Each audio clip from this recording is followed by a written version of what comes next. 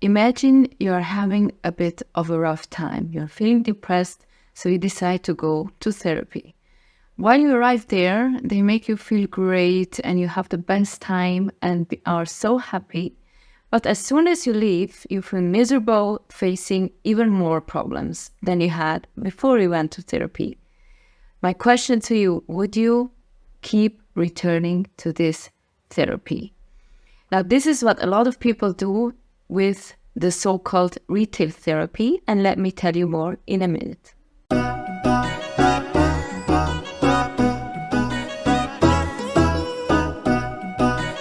Assalamualaikum warahmatullah wabarakatuh, my dear happy investing females.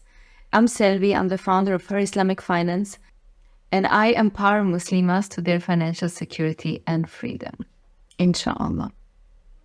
So what is retail therapy, right? So it's a kind of therapy where people buy things in order to make them feel better.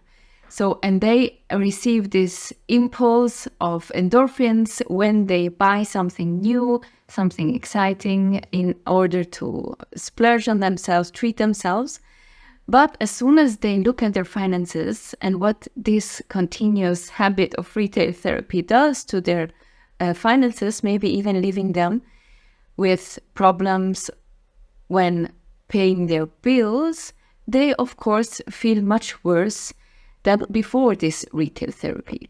But this retail therapy is just one example of the human psychology and how we are not built to have healthy habits when it comes to finances just naturally. We have to teach ourselves, put systems in place that help us to remain and keep a healthy financial system.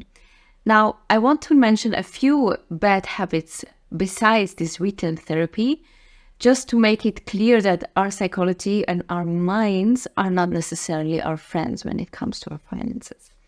So, beside this retail therapy, there is something called impulse buying, meaning that you don't spend money on the things you actually need and want, but you just spend money on what you decide on in an impulse, meaning you see something somewhere in a store or online and immediately it makes you buy it because marketing is very efficient, is very effective of the stores.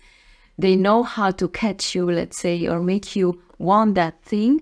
So you just are acting and spending your money according to impulses in a reactive state instead of an active state. There are also other issues that we have. We have biases, meaning that we think something, but it's biased through an information that doesn't reflect the truth. For example, we are often biased by how much we think we have left on our account to spend for the month. And at one time, this just runs out and we face the issue of not having enough money to spend on either our bills and expenses, which is very bad because then we have to find a solution how to fill that gap. Or also we just don't have enough money for the goals that we actually have, the things that we want to save for, or the things that we want to invest for. And this needs our conscious effort to change. This type of bad habits are called unconscious spending, because oftentimes these things happen in a reactive state and we don't spend with self-awareness but unconsciously. And in the end of the month, I hear sisters often say, somehow I spend too much money but I don't know what I spend it on, meaning that their spending has been unconscious. Now, what we want now is to put a smart budgeting system in place. And this is something that I teach in my programs. And I want sisters to prepare when building their individual financial strategy to financial security and freedom, inshallah. And it goes like this, that you start with knowing your monthly income or your monthly budget that you have available for all the things that you want to spend on and have to spend on. And as soon as you know this number, you want to immediately pay all the bills that you can pay in advance. And this is something counterintuitive because oftentimes we pay our bills by the end of the month or at a later time. But what we want to do is really, we want to pay the expenses first and remove this amount from the income and the monthly budget. Then we also want to remove an amount for our goals and saving towards our goals. This includes also saving for an emergency fund, which is just a fund in case of emergency that you have available as a backup. And that also we want to ideally remove an amount for investing in order to make our wealth grow and prepare for our future, inshallah, and make us reach our goals faster, inshallah. If we subtract all of this from our monthly income and budget, we are left with an amount of money, inshallah, on our account that we now can spend. And this just is flipping the general system, because usually we spend money, and by the end or somewhere in the month, we then decide to pay our bills or, if even possible, save an amount.